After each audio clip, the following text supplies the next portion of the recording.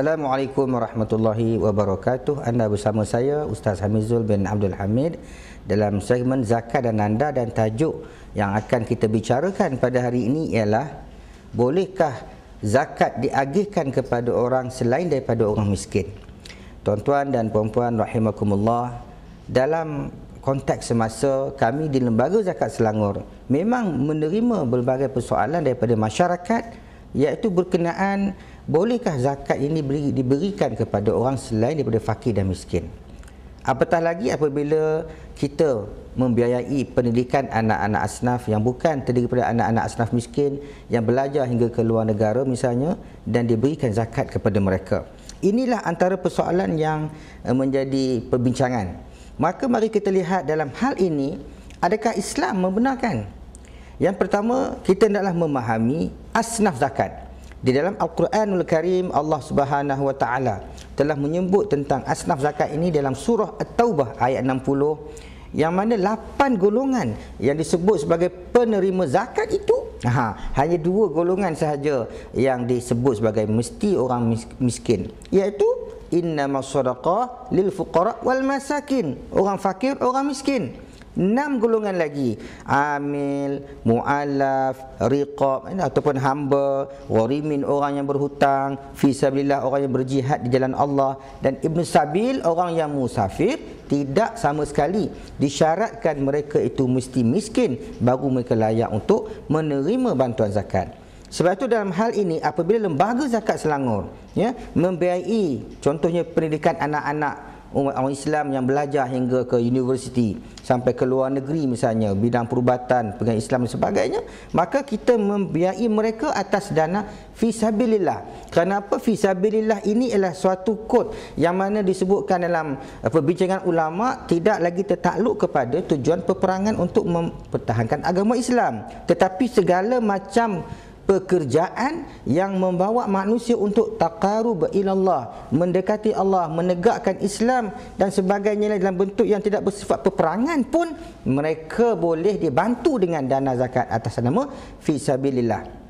Suka saya memetik suatu hadis Nabi yang mana diriwayatkan oleh Imam Abu Dawud dan beberapa orang imam hadis lain, yang mana hadis ini dijadikan sandaran oleh Imam Asy-Syafi'i sendiri dalam menjustifikasikan bahawasanya zakat itu bukan saja tertakluk kepada orang miskin.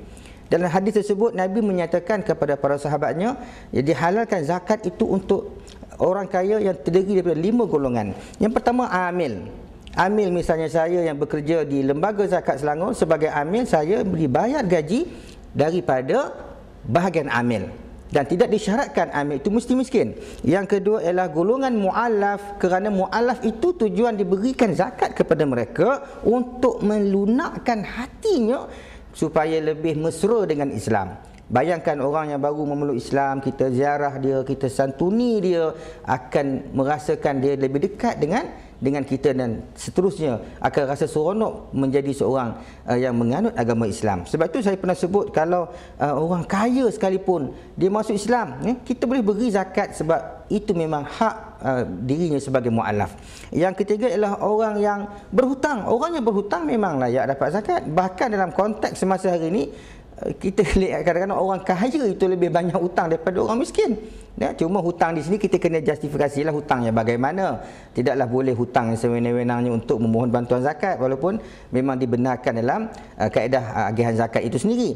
Yang keempat adalah orang yang berjihad fisabilillah dalam peperangan ataupun dalam yang disebutkan sebagai orang yang menuntut ilmu. Memang orang kaya di sini layak untuk mendapat bantuan zakat. Dan yang terakhir dalam hadis tersebut disebutkan orang yang miskin ataupun fakir yang menerima bantuan zakat, dan kemudian dia memberikan kembali bantuan zakat itu kepada orang kaya dalam bentuk hadiah, maka ketika itu orang kaya yang menerima hadiah daripada orang miskin itu layak ataupun boleh menerima zakat tersebut, sebab itu sudah menjadi hak milik kepada si orang miskin berkenaan, dan dia memberikan kembali kepada orang kaya.